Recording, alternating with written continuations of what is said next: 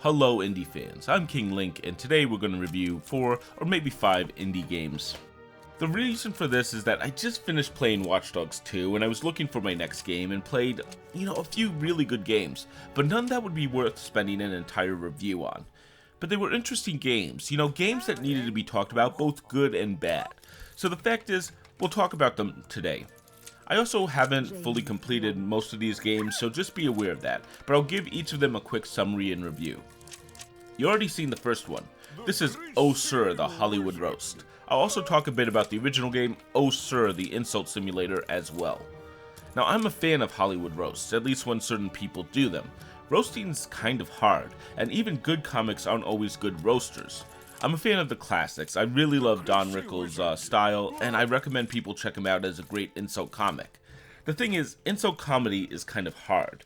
If you're too mean, it's bullying. If it's too light, it's pointless, almost observational humor. So this game was always going to be hard to make.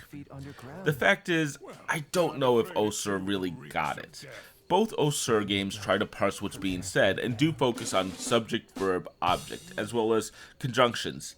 But the scores do feel a little bit random. The original game's scores seem a bit easy to elevate by just making nonsense insults like, your dad looks like a shoe. I mean, okay, but the Hollywood game then goes and shows you how the score is added together. It's still somewhat random though. Now, there are some really clever systems here. You and your opponent are both selecting your insults from the same pool of words.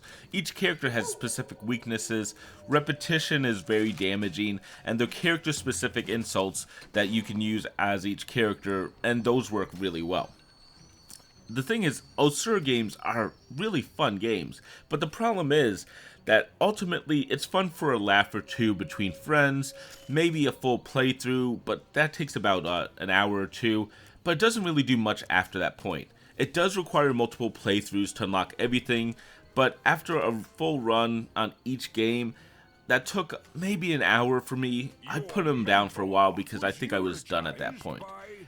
It's only $3, so that's not bad, but it's a little bit shallow for what it is, though I do intend to probably pick it up every once in a while to have a little bit of fun. I give Oh Sir, the Insult Simulator a 3 out of 5, and I give the sequel, Oh Sir, the Hollywood Roast, a 3.5 out of 5.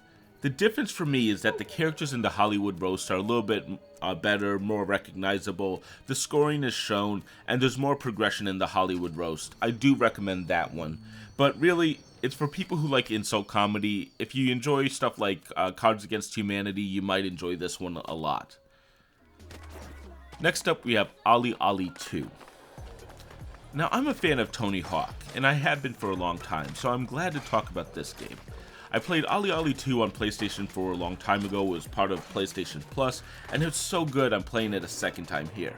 I did almost beat this game the second time. I'm close to the end though, I'm struggling, but it's a fun game. Olli Olli 2 is all about skateboarding, and I do use that Tony Hawk's name mainly because of how freaking good Olli Olli 2 is. It's a 2D skateboarding level-based adventure, but you're going to be focusing on grinding, crazy flip tricks, ollies, and manuals, and more. Now, I should be able to pull off a full level combo, so feel free to applaud if I do. Olli Olli 2 is really good. It does spend a decent amount of time with combos, tricks, though progression is really about reaching the end of the level. Then each level also has 5 additional goals. There's a goal for hitting a specific score, doing a combo with a certain amount of tricks, specific tricks you have to do, and so on. If you complete all 5 in one level, not necessarily one run, you unlock one of the pro levels. You start the game at the amateur level. There's 25 levels split into 5 different themes. That's the starting area. The pro levels remix those first 25 levels into blazingly hard tracks with all new stuff to see, and those were really challenging. Though I do have to say the late amateur levels are also quite challenging. Now the thing is, Olli Olli 2 really focuses on timing more than everything. You can use almost any trick to rack up a score, but the goal is to land the tricks as close to the target, whether it be the grind rail or the ground, as you can, and that will keep your speed up as well as give you more points. The downside of Olli Olli 2 though is it gets really hard. So hard that I can't beat many pro level goals and struggle at the end of amateur. Still, it's really fun to play, and like I said, that Tony Hawk comparison is deserved.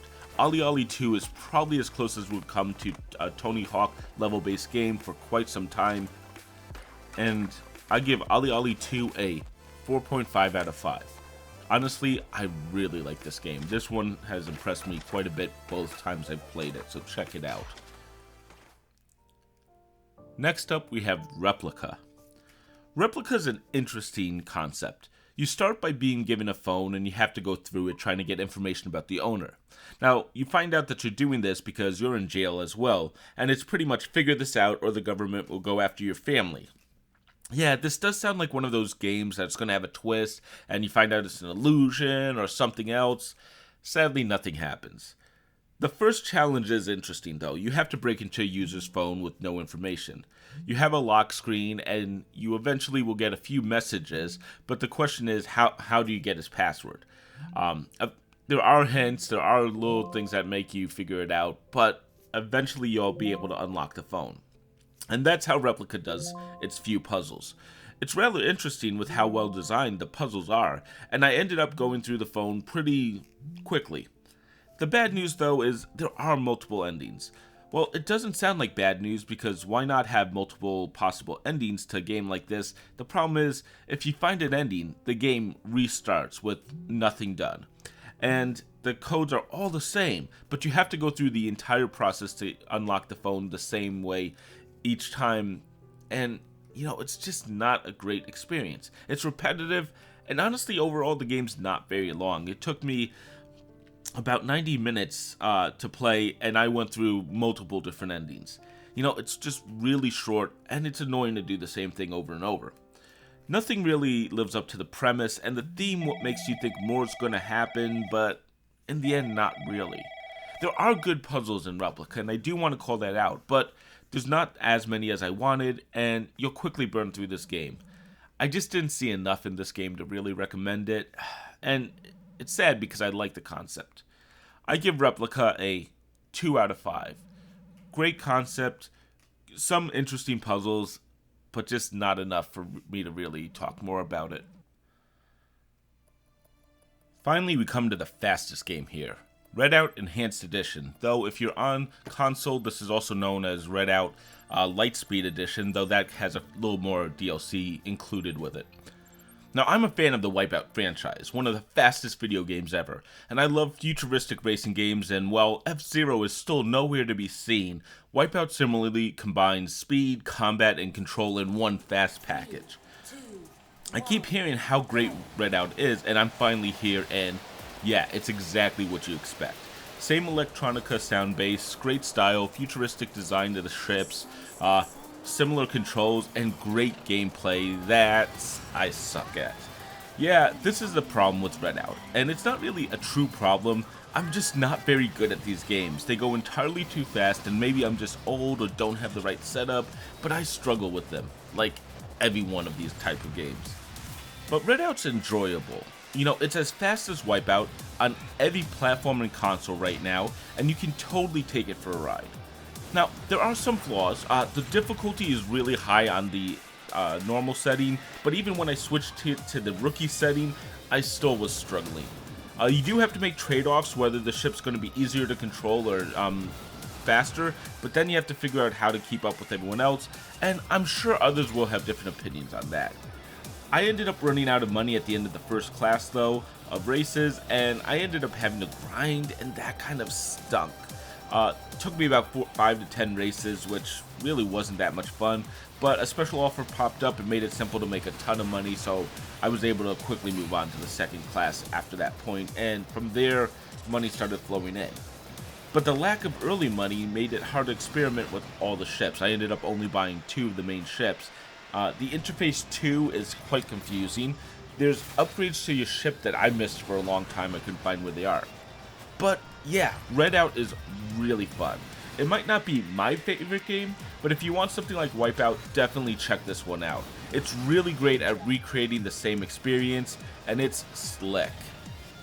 I give Redout Enhanced Edition a 4 out of 5, and honestly, I'm thrilled to see a game like this. I love when I see games that I loved on console have some kind of a presence on the PC, whether it be a similar game or even the companies bringing it to the PC. So, 2 thumbs up there. And those are my indie reviews. Honestly, Redout and Olli Olli 2 are excellent games and shouldn't be slept on. With that said though, coming up next, I'm working on a review for Wargroove. It's Advance Wars with maybe a little bit of Fire Emblem style to it as well, but on PC. Can it really be as great as a Nintendo franchise? Oh yeah, trust me. And in addition, I also will have my Humble Monthly Bundle for May 2018. It just came out. It's Assassin's Creed Origins, so I'll do a preview for that probably on Monday. So stay tuned for that as well. If you've enjoyed this little mix of indie games, the shorter reviews for smaller content, let me know down in the comments or give me a like. I appreciate it because I think this is the best way to cover a decent sum of games, stuff that won't take a full review. And since you've been watching this long, I want to thank you, especially if you're one of my new subscribers. And if you haven't subscribed yet, consider subscribing. You've watched this whole video. And welcome to the Hyrulean Knights. Until next time, I'm King Link, and thank you for watching.